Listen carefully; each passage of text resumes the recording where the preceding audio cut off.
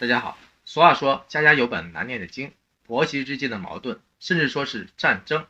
永远都是人类关系学中相当复杂，没有模式可言，更没有固定答案的永恒的话题。相关的大数据是55%的媳妇跟自己的婆婆没法相处，甚至反目，而41%的男人则认为自己的老婆和老妈之间存在巨大的落差和矛盾。然而有那么一种心态导致可以帮助解决这个恼人的问题，它无关智商，只关情商。因为智商越高的人反而越容易让问题复杂化深层化，所以小心机小聪明是处理家庭关系的大忌。因为同一屋檐下哪个都不傻。众所周知，香港娱乐圈大佬向华强的儿子向佐自从2年前娶了秀外慧中的台湾明星郭碧婷后，超爱出风头的向太陈岚就更加的不消停了。他隔三差五就会向圈内圈外的吃瓜群众定期的撒狗粮，晒各种的宠溺和恩爱，晒豪门的多金与和美。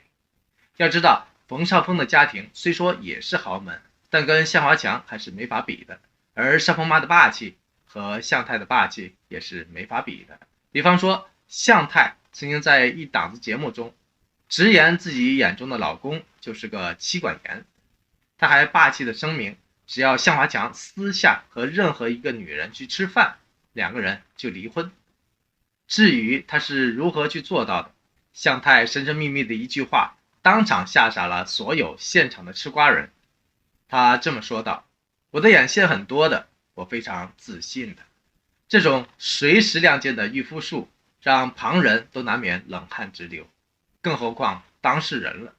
加上他那笑里藏刀的鼻相面相，无论报复起男人还是报复起女人，相信都是绰绰有余，反手覆手的事情。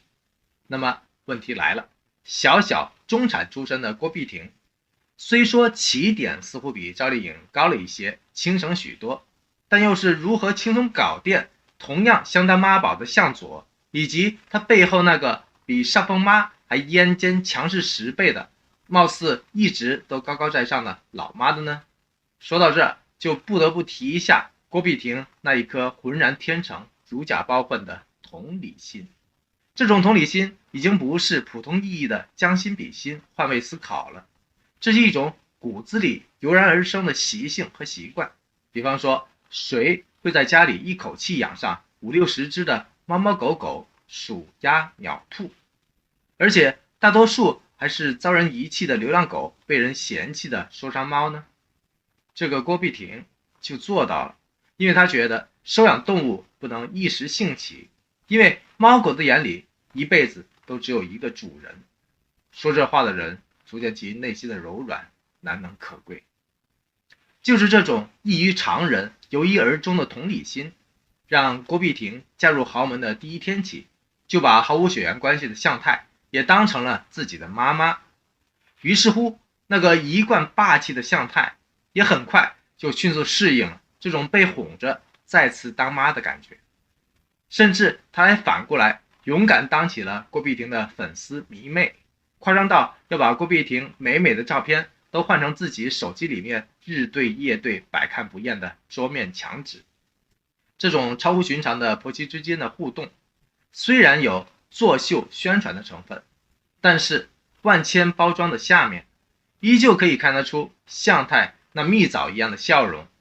以及郭碧婷内敛优雅的淡定，暂时还都是干货，没有多少的水分。向太甚至还在媒体的面前大方透露自己返老还童般的孩子心、少女心。他说，平时看见好看的衣服都会撒娇，主动要郭碧婷买给他。这份超级油腻、婆媳不分的感觉，您又怎么看呢？我想说的是，幸福真的无需去晒，而是彼此的依赖。